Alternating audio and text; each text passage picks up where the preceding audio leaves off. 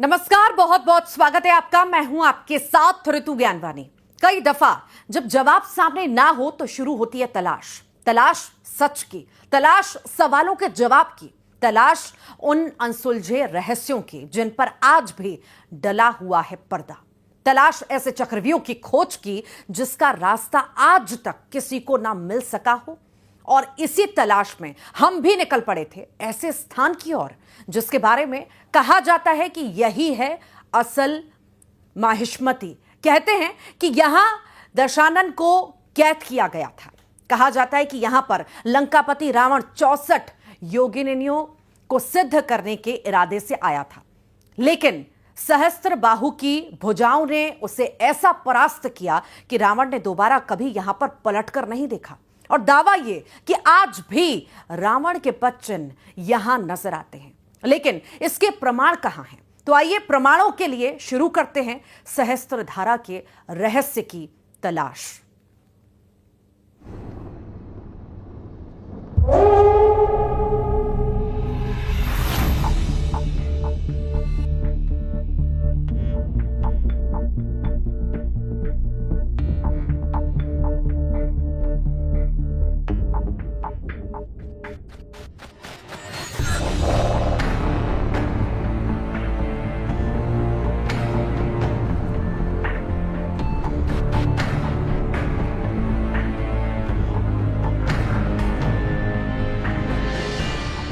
मध्य प्रदेश का एक जिला मंडला, जहां रेवा यानी कि मां नर्मदा दिखाई देती है।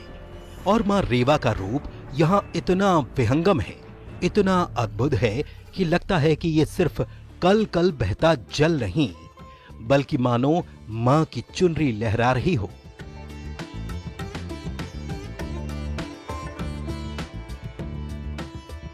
यही वो स्थान है जहां हम पहुंचे हैं अपनी तलाश पर।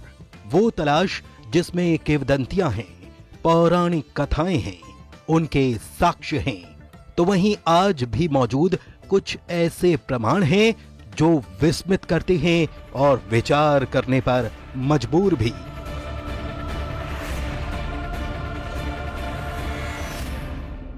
वैज्ञानिक दृष्टिकोण इन सब बातों को नजरअंदाज कर भी दें, तब भी मौजूदा प्रमाण प्रश्न उठाते हैं कि क्या ये सिर्फ कपोल कल्पित बातें हैं या फिर ये साक्ष्य स्वर्णिम इतिहास को खंगालने की एक चाबी है। आज हमारी तलाश इसी मंडला जिले की, जो कभी कहलाता था माहिष्मती साम्राज्य।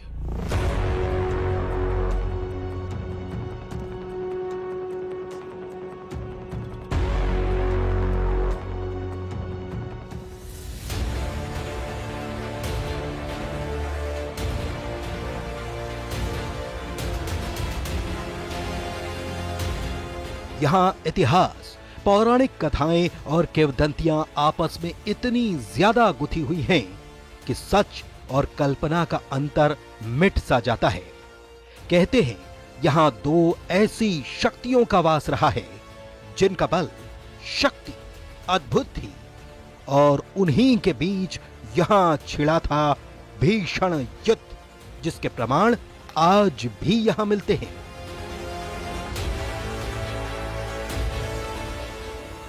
तलाश में सकारात्मक और नकारात्मक शक्तियों से भरी उस जगह की पृथ्वी का वो सबसे पुराना हिस्सा जहां आज भी मौजूद है ब्रह्मांडीय ऊर्जा। हम बात करेंगे उस जगह की जहां पर लंकापति रावण को सहस्त्रार्जुन ने किया था धराशायी। कहां आज भी मौजूद है सहस्त्रार्जुन का अक्ष? कहां पर सहस्त्रार्जुन ने मां नर्मदा की प्रवाहित धाराओं को रोक लिया था? कहां रावण कर रहा था बैठकी लगाकर तंत्र सिद्धि? तो चलिए मेरे साथ शुरू करते हैं तलाश।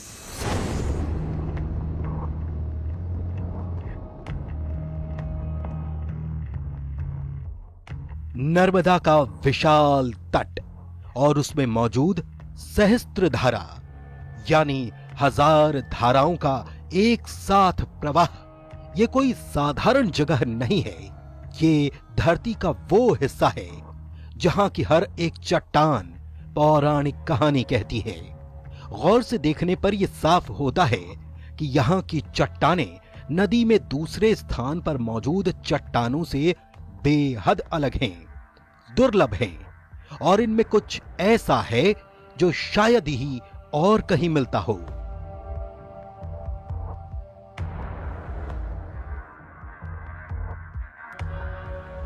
यहां की चट्टानें बिल्कुल चमकदार हैं। कहा जाता है सहस्त्रबाहु ने जब अपनी भुजाएं फैलाई तो नर्मदा का प्रवाह पश्चिम दिशा से पलटकर पूर्व दिशा की तरफ हो गया और तभी लंकापति रावण क्रोध से तिलमिला उठा। तलाश के दौरान हम आ पहुंचे हैं मंडला जिला मुख्यालय से 7 किलोमीटर दूर सहस्त्रधारा स्थल पर। यह वही स्थल है जहां पर भगवान सहस्त्रबाहु और लंकापति रावण के बीच घनघोर युद्ध हुआ था। यहां पर इसके प्रत्यक्ष प्रमाण भी देखने को मिलते हैं।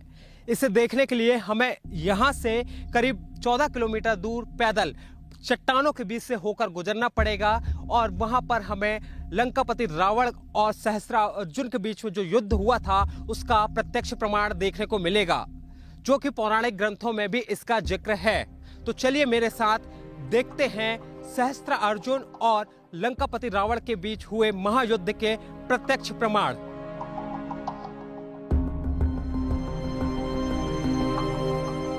हमारा सफर शुरू हो चुका था। प्रमाण की खोज में हम आगे बढ़ते जा रहे थे, लेकिन नर्मदा की धार और बाढ़ के चलते आगे की राह मुश्किल थी। हम खोज रहे थे प्रमाण, ताकि जो कथा बताई गई उस सच की तलाश की जा सके। लेकिन अब तक हमें सारी बातें सिर्फ दंत कथा ही प्रतीत हो रही थी। लेकिन तब भी हमें ब्रह्मांडीय शक्ति भीतर ही भीतर एहसास करा रही थी कि कुछ तो जरूर हाथ आएगा। जहां रावण 64 योगिनियों को सिद्ध करने के लिए बैठकी लगाई थी, जहां रावण के प्रत्यक्ष रूप से पैरों के निशान के प्रमाण मिलते हैं, वहां तक पहुंचने के लिए अभी तक हम चट्टानों भरे रास्ते से गुजरते हुए करीब 13 किलोमीटर तक का सफर कर चुके हैं, लेकिन अभी तक हमें इसका कोई भी प्रमाण नहीं मिला। लेकिन जहां बताया जा रहा है, वहां उनकी जहां बैठकी है, जहां उनके प्रत्यक्ष रूप से पैरों के प्रमाण मिलते हैं, वहां तक पहुंचने के लिए हमें आगे बढ़ना होगा। लेकिन इस बीच रास्ते पे मां नर्मदा की प्रवाहित धारा आ गई है। अब इससे पार करके हमें वहां तक पहुंचना होगा। इसके लिए हमें एक रास्ता बनाना पड़ेगा। उस रास्ता को पार करते हुए हम वहां तक पहुंच रहे हैं।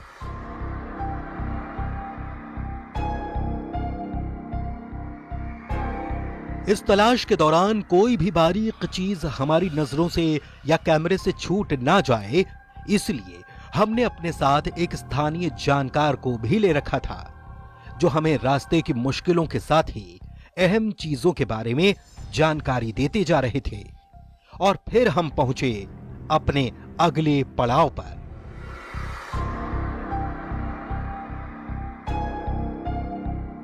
इन चट्टानों को लेकर कथा और तथ्य दोनों में बड़ा अंतर है। आइए पहले उसे समझते हैं।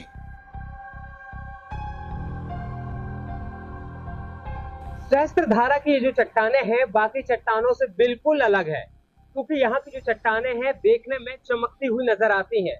आप देखेंगे अभी तो ये जो चट्टानें हैं दूर से ही चमकती हुई नजर आती हैं। इसे भगवान सहस्त्रार्जुन और लंकापति रावण के बीच हुए महायुद्ध का प्रत्यक्ष माना जाता है। लेकिन अगर वैज्ञानिक दृष्टिकोण की बात करें तो कहा जाता है कि जब पृथ्वी का निर्माण हुआ था, तब जो ज्वालामुखी का जो विस्फोट हुआ था, उसके कारण ज्वालामुखी नदियों की तरह बहती हुई जा रही थी, जिसके बाद जब ज्वालामुखी ठंडी हुई तो यह जो मोटी परत है वह जम गई थी। इसे बेसाल्ट भी कहते हैं। आप अगर चट्टानों को देखेंगे तो इन चट्टानों पर छोटे छोटे छेद भी नजर आते हैं। लेकिन पौराणिक ग्रंथों की अगर हम बात करेंगे तो पौराणिक ग्रंथों में भगवान सहस्त्रार्जुन और लंकापति रावण के बीच हुए महायुद्ध का इसे प्रत्यक्ष बताया जाता है। बताया जाता है कि जब लंकापति रावण और सहस्त्रार्जुन के बीच में महायुद्ध हो रहा था, तब सहस्त्रार्जुन ने अपनी हजारों भुजाएं निकाली थी। जिसके कारण ये जो चट्टाने हैं ऐसी निर्मित हो गई हैं। वैज्ञानिक तौर पे ये कहा जाता है कि नर्मदा की घाटी की जो संरचना है वो आदि प्रलय से जोड़ी जाती है। आदि प्रलय जो महाप्रलय हुआ था उसके कारण नर्मदा जो दक्षिण एशिया का हिस्सा के वो हिमालय से टकराया और नर्मदा की संरचना हुई। तो जो ज़मीन के अंदर के ब्लैक बसाल्ट पत्थर हैं वो ऊपर आ गए, इसलिए सहस्त्रधारा में सारे पत्थर बहुत चट्टाने बहुत हार्ड और ब्लैक हैं। ये उसका वैज्ञानिक होगा।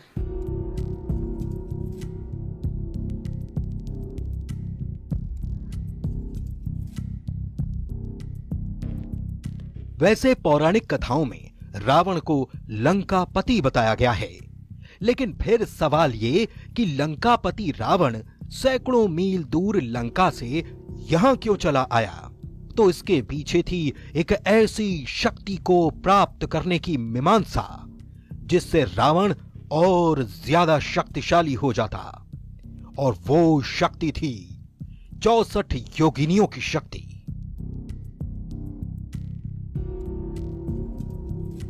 दूसरे शब्दों में कहा जाए तो एक ऐसी ब्रह्मांडीय ऊर्जा जो सिर्फ और सिर्फ मां नर्मदा के तट पर ही महसूस हो सकती थी। कहते हैं रावण से पहले श्री कृष्ण ही थे जिन्होंने 64 योगिनियों को सिद्ध किया था। कहा जाता है मां काली की ही तरह तंत्र शास्त्र में योगिनियों का अत्यधिक महत्व है, क्योंकि इनकी साधना से साधक को महान सिद्धियां मिलती हैं। इंद्रजाल, जादू, वशीकरण, मारण, स्तंभन कर्म इन्हीं की कृपा से सफल हो पाते हैं।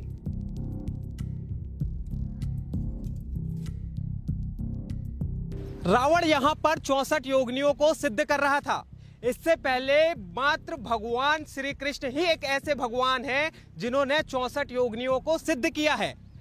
इससे पहले न आगे न पीछे कोई भी देवी या देवता 64 योगिनियों को सिद्ध नहीं कर पाए हैं।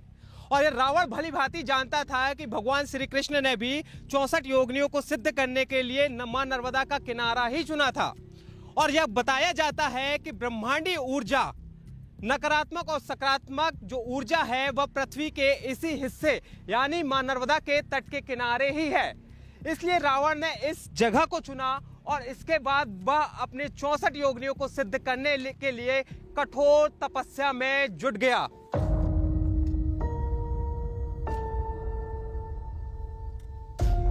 रावण अपने तप में सफल हो पाता उससे पहले एक ऐसी घटना घटी जो अद्भुत, रोचक तो थी ही, लेकिन इसके साथ ही उसने आगे घटने वाली घटनाओं का काल चक्र घुमा दिया।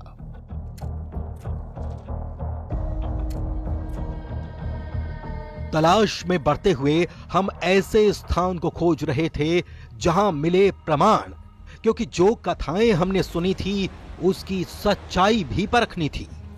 और तभी कुछ दूर विशालकाय चट्टान को पार करने पर हमें एक ऐसी जगह मिली जहां कई बड़ी चट्टानों के बीच एक चट्टान बिल्कुल सपाट थी। देखने में लग रहा था जैसे यहां कोई ध्यान या पूजन करता रहा हो। यही था हमारी तलाश का पहला साक्ष्य। भगवान सहस्त्रबाहु का और लंकापति रावण का सहस्त्रधारा से संबंध बताया जाता है। इसी को तलाशते हुए हम भारी भरकम चट्टानों को पार करते हुए और मां नर्मदा में आई बाढ़ को पार करते हुए हम यहाँ पहुँचे हैं। और मैं आपको इस स्थल को दिखा दूं, पहले मैं आपको वो जगह दिखाता हूँ कि ये देखिए जो सहस्त्रधारा की जो चट्टानें हैं, आप देखिए ऊपर नीचे हैं, भारी भरकम चट्टानें हैं, करीब 50 से 60 फीट ऊपर बड़ी बड़ी चट्टानें हैं। एक से प्रकार की चट्टानें बिल्कुल नहीं है, ऊपर नीचे है। अब मैं आपको ये दिखाता हूँ कि ये जो है इस स्थल को भगवान सहस्त्रबाहु की बैठकी कहा जाता है। और आप इधर देखेंगे तो ये जो स्थल है बिल्कुल एक बराबर है, एक सा है। ऐसा आपको देखने में ही लग रहा होगा कि यहाँ पर कोई ना कोई बैठकर बैठता रहा होगा या फिर कोई रहता होगा। तो इसे पौराणिक कथाओं में भी और पुराणों में जो है और ग्रंथों में इस बात का साफ तौर से जिक्र है कि यहाँ पर भगवान सहस्त्रबाहु यहाँ से बैठकर तपस्या करते थे, यह उनकी बैठकी कहलाई जाती है और यहाँ से ही उन्होंने भगवान दत्तात्रेय को खुश किया था और उनसे वरदान मिला था। हमारे साथ यहाँ पर स्थानीय भी मौजूद हैं, पूरे सफ़र में हमारे साथ मौजूद रहे हैं। हम जानते हैं उनसे कि क्या कहना है यहाँ के बारे में, क्या कहते हैं पुराणों में, क्या जिक्र है। भैया क्या कहते हैं इस स्थल के बारे में? देखिए, ये जो प्राचीन मंडला है, एक्चुअल में ये प्राचीन महिष्मती नगरी है। यहाँ भगवान सहस्त्रबाहु का राज था। ये भगवान सहस्त्रबाहु की राजधानी रही है। भगवान सहस्त्रबाहु का 7 द्वीपों में साम्राज्य था। पूरी दुनिया में भगवान सहस्त्रबाहु का साम्राज्य था और भगवान सहस्त्रबाहु ने इस स्थल में, जो यहाँ के प्राचीन लोग, बुजुर्ग लोग बताते हैं कि ये भगवान सहस्त्रबाहु की गद्दी है। भगवान सहस्त्रबाहु यहाँ पर तपस्या करते थे, ईश्वर की आराधना करते थे, भगवान दत्तात्रेय की आराधना करते थे। उन्हें कई प्रकार के अजेय रहने के और सहस्त्र भुजाओं का इन्हें वरदान प्राप्त था। इनकी जो ये इनको भगवान विष्णु से सूक्ष्म अवतार ग्रहण करने का भी वरदान प्राप्त हुआ था।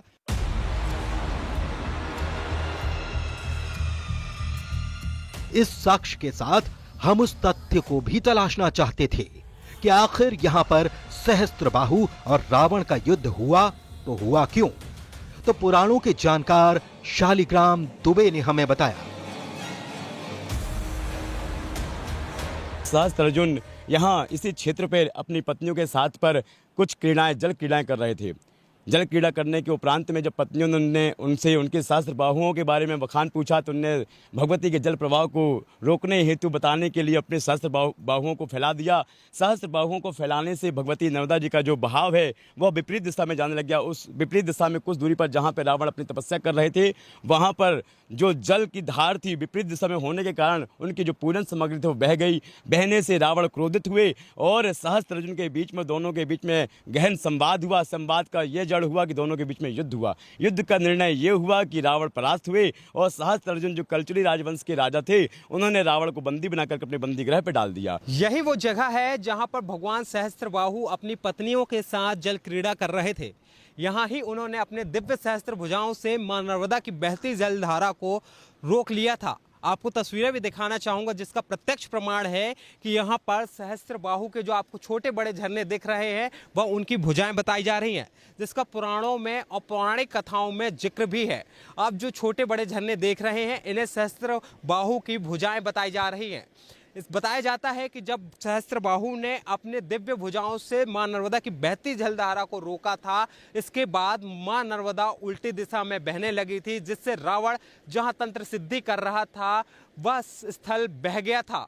जिसके बाद रावण गुस्सा गया था, गुस्से से तिलमिला गया था और वहां से वह यह पता लगाने की कोशिश कर रहा था कि आखिर किसने उसकी तपस्या को भंग किया है।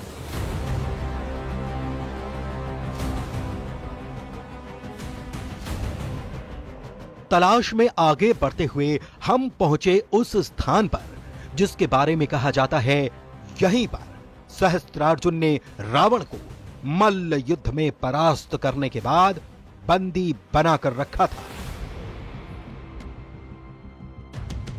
जब लंकापति रावण और सहस्त्रार्जुन के बीच में जब घनघोर युद्ध हुआ था, इसके बाद भगवान सहस्त्रबाहु ने लंकापति रावण को धराशायी कर दिया था। और बताया जाता है और पौराणिक कथाओं में भी यह जिक्र है कि लंकापति रावण को भगवान सहस्त्रबाहु ने बंदी बनाकर इन्हीं किसी एक मंदिर में कैद कर दिया था। करीब 6 महीने तक लंकापति रावण कैद थे। इसके बाद लंकापति रावण के पितामह यानी दादाजी पुलत्स्य ऋषि आते हैं, भगवान सहस्त्रबाहु से प्रार्थना करते हैं। उसके बाद लंकापति रावण को सहस्त्रबाहु छोड़ते हैं। हालांकि यह मंदिर अभी बाढ़ में आने की वजह से डूबा हुआ नजर आता है, लेकिन पुराणों में और ग्रंथों में साफ तौर से जिक्र है कि भगवान सहस्त्रबाहु ने लंकापति रावण को इन्हीं किसी एक मंदिर में कैद कर रखा था। रावण की तपस्या में विघ्न आया, उस समय दोनों बलशाली योद्धाओं के बीच युद्ध हुआ और उस मल्ल युद्ध में आपके सहस्त्रार्जुन ने रावण को परास्त किया और बंदी बना लिया। बंदी बनाने के बाद आज हम जहाँ पर पंचमठा शिव मंदिर देख रहे हैं, इसी स्थल पर उसे बंदी बनाकर रखा गया। जब महर्षि पुलुस्त को इस बात का पता चला कि रावण सहस्त्रार्जुन द्वारा बंदी बना लिया गया है, तो वे महिष्मती नगरी आए और इस स्थल पर सहस्त्रबाहु से उनकी मुलाकात हुई, भेंट हुई और उस समय रावण को बिना किसी शर्त के छोड़ दिया गया और रावण इसी क्षेत्र में आपके बंदी था।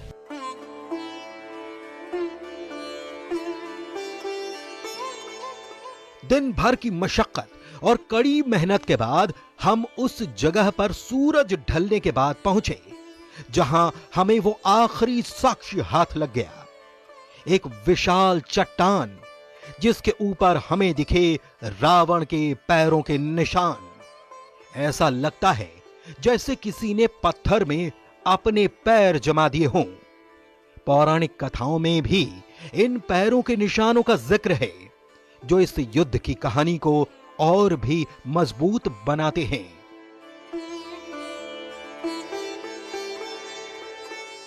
रावण के प्रत्यक्ष प्रमाण को तलाशने के लिए हम सुबह से निकले हुए थे।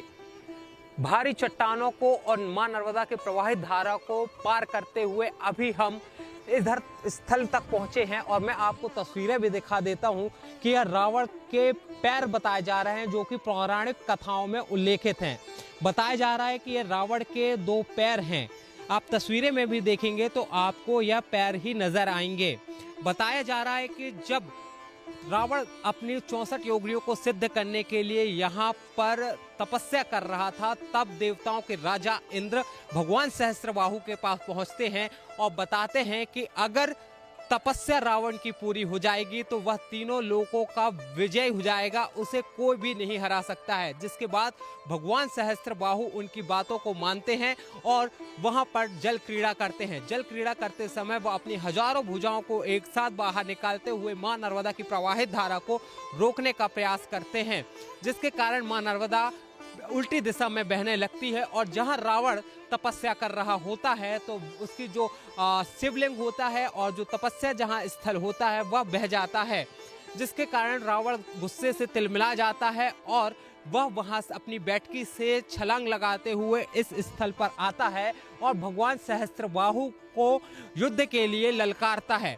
जिसके बाद भगवान सहस्त्रबाहु का और लंकापति रावण के बीच घनघोर युद्ध होता है।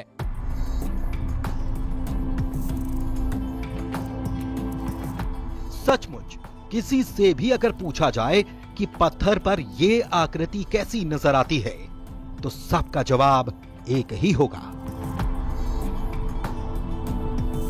लेकिन फिर सवाल ये कि पत्थर पर पैरों के निशान पड़ कैसे गए, या फिर यह प्रकृति की ऐसी संरचना है जो किसी के पैरों के निशान सरीखी नजर आती है। जो भी हो, पर तलाश में यह तो तय हो गया था कि यहां के हर पत्थर, हर चट्टान में छिपी है अद्भुत और रहस्यमयी कहानियां। हमें अपने तलाश के दौरान यहाँ की हवा में कुछ अनदेखी शक्ति महसूस हुई।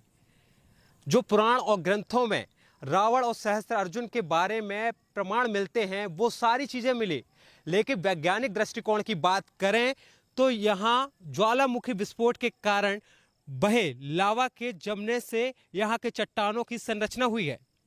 लेकिन यहाँ की चट्टानें, यहाँ के पत्थर बहुत कुछ कहानियां बयां कर रहे हैं, जिनकी तलाश आज भी जारी है। कृष्णा साहू, न्यूज़ 18, मंडला। तलाश का यह सिलसिला अभी थमा नहीं है, तलाश में आगे भी होंगे।